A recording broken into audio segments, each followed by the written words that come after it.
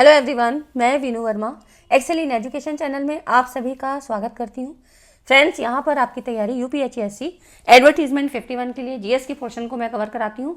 साथ में second paper आपका एजुकेशन और इसके साथ ही साथ हम यूजीसी नेट पेपर 1 और पेपर 2 एजुकेशन की तैयारी यहाँ पर करते हैं।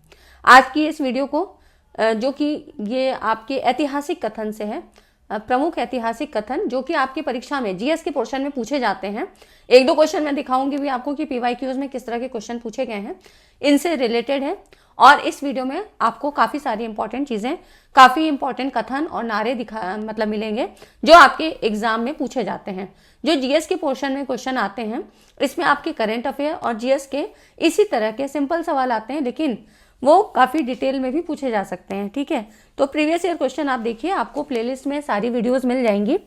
आज की इस वीडियो में हम लोग ऐतिहासिक कथन को यहाँ डिस्कस करेंगे। ठीक है, आपके सिलेबस में आप देखिएगा 1800 से मतलब संबंधित जितने भी कथन हैं, नारे हैं, वो आपके लिए इंपॉर्टेंट हो जाते हैं कि वहाँ से परीक्षा में प्रश्न बन सकते हैं। टेलीग्राम चैनल को जरूर ज्वाइन कर लें, लिंक आपको डिस्क्रिप्शन में मिल जाता है। यहाँ पर देखिए ये जो क्वेश्चन है ये सारे आपके पीवाईक्यूज में पूछे हैं। जैसे कि पहला क्वेश्चन था, किसने कहा कांग्रेस से भी पवित्र एक और वस्तु है और वो है भारतीयों की स्वतंत्रता। तो ये था आपका चित्तरंजन दास जी ने कहा था। इनको देशबंधु भी कहते हैं। ठीक है, चित्तरंजन दास, सीआर दास, इनको देशबंधु चित्तरंजन दास कहा जाता है। इन्होंने कहा कांग्रेस से भी पवित्र एक और वस्तु है और वो है भारतीयों की स्वतंत्रता।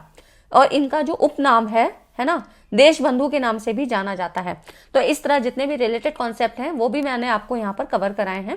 तो आप लोग वीडियो को पूरा देखिएगा, स्किप मत करिएगा। ठीक है, तो इस तरह से देखिए, चित्तरंजन दास इंग्लैंड से वकालत की पढ़ाई करने के बाद स्वदेश आकर बैरिस्टर हो गए थे और वकील के रूप में इनकी सबसे बड़ी सफलता अलीपुर बम कांड केस में अरविंद घोष का, अरविंदो जिसको बोलते हैं ना, इनका बचाव करना था। ठीक है, तो ऐसे क्वेश्चन पूछे गए और ये सारा आपका, ये जितने भी है ना, ये सारे डिटेल पॉइंट्स हैं, तो ये आपके लिए इंपॉर्टेंट हो जाता है। नेक्स्ट है, वेदों की ओर वापस लौटो। इसका नारा किसने दिया था?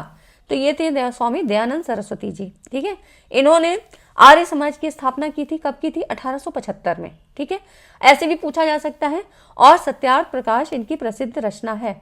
तो ये सारी चीजें जो रिलेटेड कॉन्सेप्ट है ये पता होने चाहिए। अगला क्वेश्चन देखिए, यहाँ पर जो अगला है कथन 1857 की क्रांति के संबंध में है ना।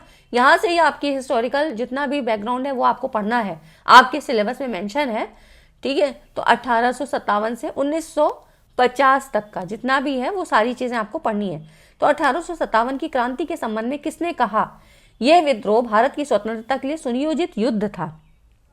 आप देखिए, ये था वीडी सावरकर, विनायक दामोदर सावरकर इनका पूरा नाम था और इन्होंने इसे स्वतंत्रता का पहला युद्ध कहा था। ठीक है, तो ये जो था, जैसे ये कथन है, यह विद्रोह भारत की स्वतंत्रता के लिए सुनियोजित युद्ध था और इसी को स्वतंत्रता का पहला युद्ध इन्होंने ही कहा था। ठीक है, और इनकी जो पुस्तक है ना, ये है the Indian war of independence 1857, ये पुस्तक का नाम है।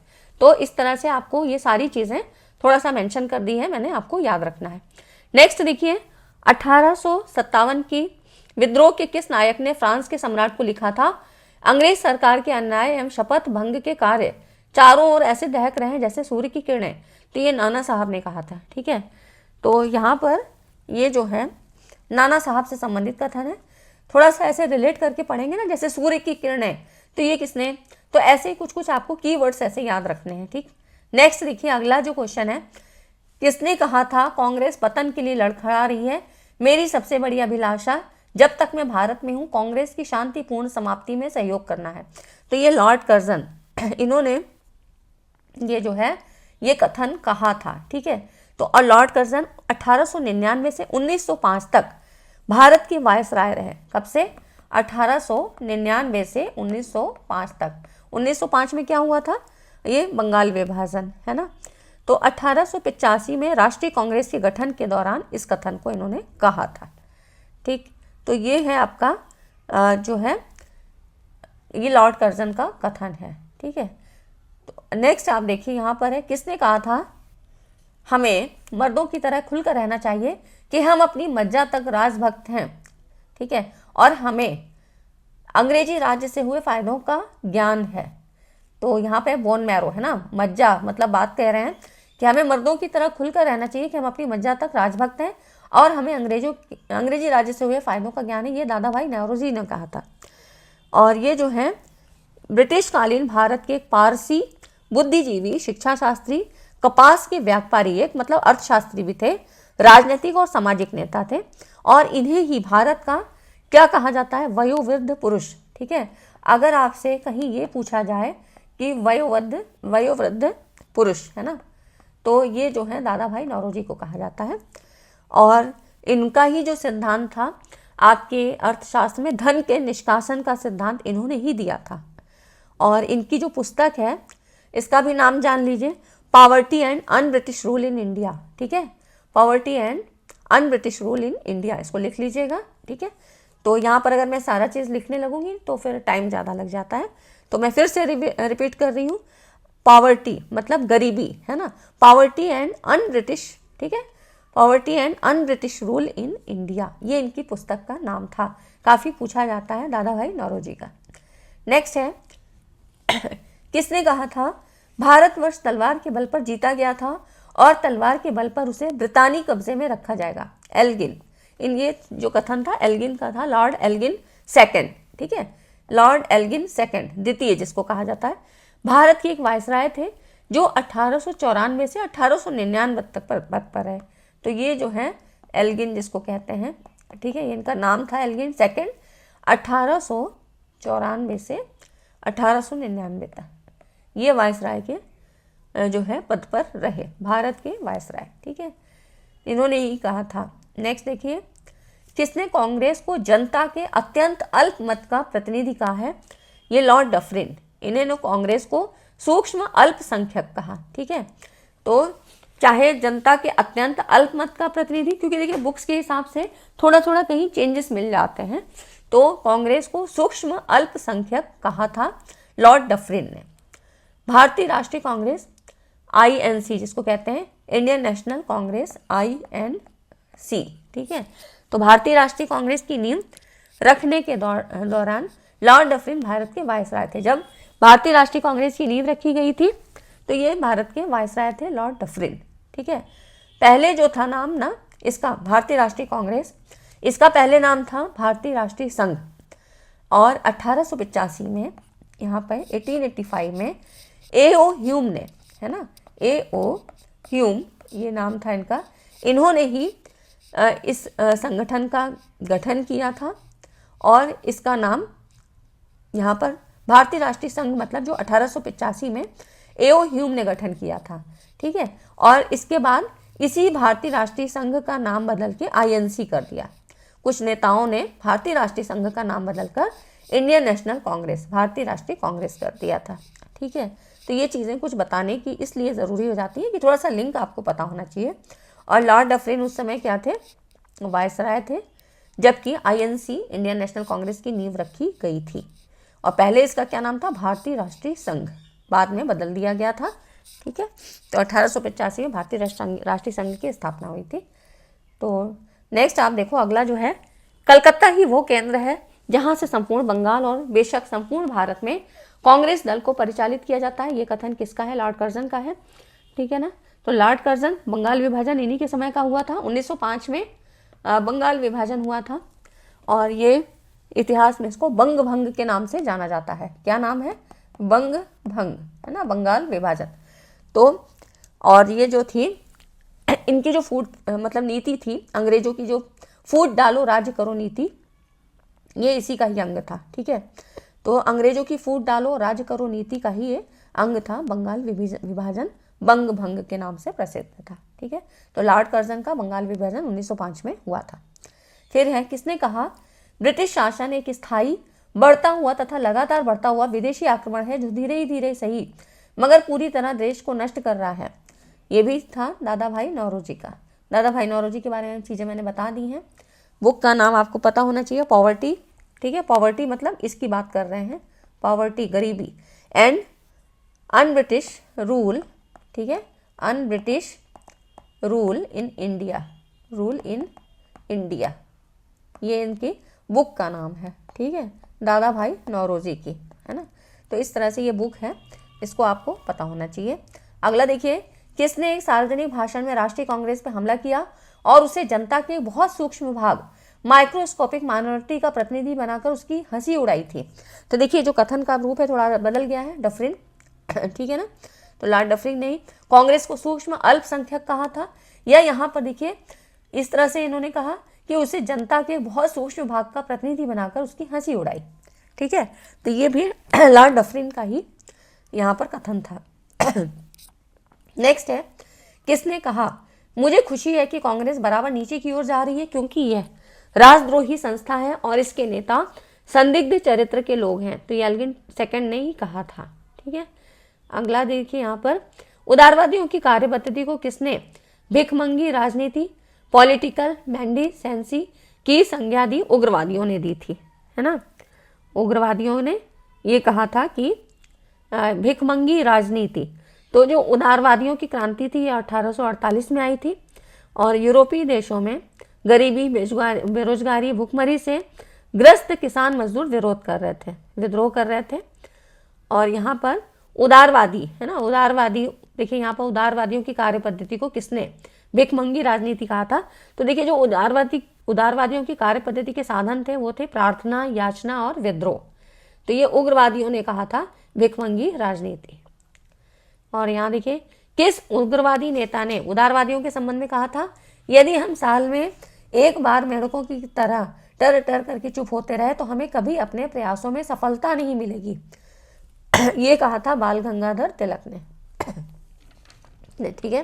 तो ये कहा था आपका बहुत ज़्यादा इंपॉर्टेंट है और ये पूछा जाता है। बाल गंगाधर तिलक भारतीय स्वतंत्रता के जो है भारतीय स्वतंत्रता कार्यकर्ता थे और इनका उपनाम क्या है? लोकमान्य।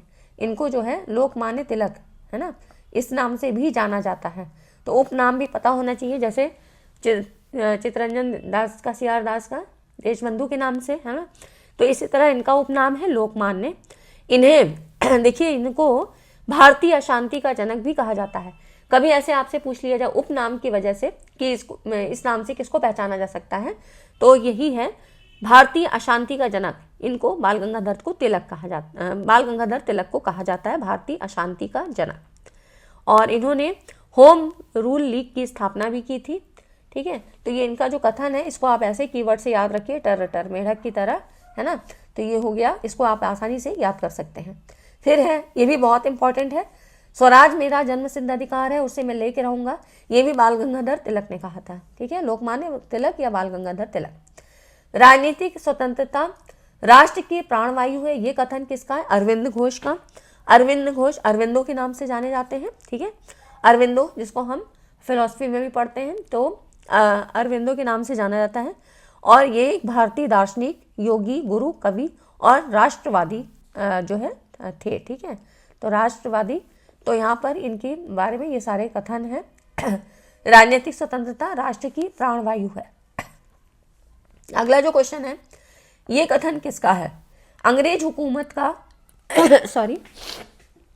अंग्रेज हुकूमत का ये प्रयास सफलता को सिंहासनच्युत करना था, बंगाली आबादी को बंटवारा करना था, ये एक ऐसे केंद्र को समाप्त करना था जहां से बंगाल व पूरे देश में कांग्रेस पार्टी का संचालन होता था, साजिशें रची जाती थी। तो ये भी लॉर्ड कर्जन का था, ठीक है ना। क्योंकि यहाँ पर देखिए, ये बंगाल विभाजन इन्हीं के समय से प्रचलित था, 1905 में, जो बंग भंग के नाम से जाना जाता है। बंगाल विभाजन वायसराय लॉर्ड कर्जन के समय से, ठीक है। तो ये जो है बंगाली आबादी को बंटवारा करना और एक केंद्र था जिसको कि समाप्त कर देना है, ठीक है ना। तो यहाँ पर ये लॉर्ड कर्जन का था। जय हिंद का नारा किसने दिया? तो सुभाष चंद्र बोस ने दिया था, इसको याद रखना है। और सुभाष चंद्र बोस के द्वारा आज़ाद हिंद फौज के युद्ध घोष के रूप में इसको प्रचलित किया गया था, ठीक है। इन्होंने बनाई थी आज़ाद हिंद फौज, तो उसमें युद्ध घोष के रूप में, मतलब एक जयकारा लगाते हुए यहाँ पर जय हिंद का नारा इन्होंने दिया था। और कहीं कहीं पर आपको ऐसे भी जिक्र मिलेगा, जैसे किसी किसी बुक्स में मैंने देखा कि कहीं पर ऐसे भी कथन था कि ये एक मुस्लिम व्यक्ति, जो कि जिनका नाम था अजीम उल्ला खां, मतलब एक मुस्लिम व्यक्ति ने ये नारा दिया, लेकिन मैक्सिमम बुक्स में सुभाष चंद्र बोस दिया होता है। तो बताना इसलिए ज़रूरी है कि ऑप्शन आपको कैसे दे दिया जाए, है ना। तो अगर ऐसे मुस्लिम व्यक्ति आता है तो शायद आपको पहले वही लगाना चाहिए, क्योंकि ये सारी देखिए बुक्स का डिफरेंस होता है, कौन सी बुक में क्या चीज़ें हैं, लेकिन मैक्सिमम आपको जय हिंद का नारा सुभाष चंद्र बोस के द्वारा दिया जाएगा। फिर इनका ही एक था, तुम मुझे खून दो मैं तुम्हें आज़ादी दूंगा, ये किसने कहा था? तो सुभाष चंद्र बोस ने ही कहा था इसको भी। और फिर है सुभाष चंद्र बोस ने सिंगापुर में दिल्ली चलो का नारा दिया था, ये 1943 में। तो इनके कितने सारे कथन और नारे हैं, जय हिंद, तुम मुझे खून दो मैं तुम्हें आज़ादी दूंगा, और दिल्ली चलो 1943 में इसको दिया था। फिर देखिए महात्मा गांधी को सर्वप्रथम राष्ट्रपिता किसने कहा? तो ये भी सुभाष चंद्र बोस जी ने कहा था। ठीक है, तो राष्ट्रपिता की उपाधि इन्होंने बोस जी ने, सुभाष चंद्र बोस ने दी थी। फिर है इंकलाब जिंदाबाद का नारा किसने दिया? ये भगत सिंह ने दिया था, भगत सिंह, है ना। तो ये जो इंकलाब जिंदाबाद, ये हिंदुस्तान रिपब्लिक सोशलिस्ट एसोसिएशन का आधिकारिक नारा है। ठीक है, तो ये इंकलाब जिंदाबाद। देखिए नेक्स्ट है गांधी जी की मृत्यु पर किसने कहा? हमारे जीवन से प्रकाश चला गया, ये नेहरू जी ने कहा था। करो या मरो का मंत्र भी किसने दिया? महात्मा गांधी जी ने दिया था। नेक्स्ट है मैं एक क्रांतिकारी के रूप में काम करता हूँ, ये कथन किसका है? ये भी जवाहरलाल नेहरू जी का है। ठीक है, तो यहाँ पर देखिए ये जो करो या मरो का नारा है, या इस तरह के जो ये जो करो या मरो की बात हुई थी, डू और डाई, मतलब ये 8 अगस्त 1942 को बॉम्बे में एक बैठक में कांग्रेस के प्रतिनिधियों को संबोधित करते हुए डू और डाई का नारा दिया था किसने? महात्मा गांधी ने। ठीक है, तो 1942 में एक बैठक हुई थी, तो उसमें इन्होंने ये दिया था। फिर है देखिए क्रिप्स मिशन के बारे में, किसने क्रिप्स मिशन को एक पोस्ट डेटेड चेक कहा है? महात्मा गांधी ने कहा है। मार्च 1942 में द्वितीय विश्व युद्ध के लिए भारतीय समर्थन प्राप्त करने के लिए संवैधानिक प्रस्तावों के साथ स्टैफोर्ड क्रिप्स की अध्यक्षता में एक मिशन भारत भेजा गया था, और इसी में गांधी जी ने कहा कि युद्ध के बाद अधिराज्य के दर्जे का क्रिप्स प्रस्ताव आगे की तारीख का चेक है जिसका बैंक डूबने वाला है। तो क्रिप्स मिशन में ही इसको पोस्ट डेटेड चेक कहा था महात्मा गांधी जी ने, और 1942 में ये जो मिशन है ये आया था। ठीक है, तो स्टैनफोर्ड का क्रिप्स मिशन 1942, इसमें इसको पोस्ट डेटेड चेक कहा गया क्रिप्स मिशन को। तो ये हो गए आज के कुछ आपके स्टेटमेंट वाले जो है यहाँ पर कॉन्सेप्ट हैं, ये मैंने करवाए जो आपकी थ्योरी में, मतलब इसको भी मुझे छांट के बनाने पड़े, क्योंकि बीच में आपके जितना सिलेबस के अंतर्गत आ रहे हैं वो सारे मैंने ले लिए हैं, कुछ एक रह गए हैं तो उनको हम नेक्स्ट वीडियो में कवर कर लेंगे। ठीक है, वीडियो अच्छी लगी तो लाइक एंड शेयर करिएगा, और अपने सुझाव दीजिए। इधर आपको 2-3 दिन वीडियो नहीं मिल पाई, ठीक है, थोड़ी सी व्यस्तता थी, लेकिन अब आपको ऐसे रेगुलर मिलेंगी। और करंट अफेयर्स की काफ़ी चीज़ें मैंने कवर करवाई हैं, आप लोग पूरी वीडियो देखिए, आपको बहुत सारा कॉन्सेप्ट यहाँ पर मिल जाएगा। वीडियो अच्छी लगी तो लाइक एंड शेयर करके जाइएगा। मिलते हैं नेक्स्ट वीडियो में। Thanks for watching this video.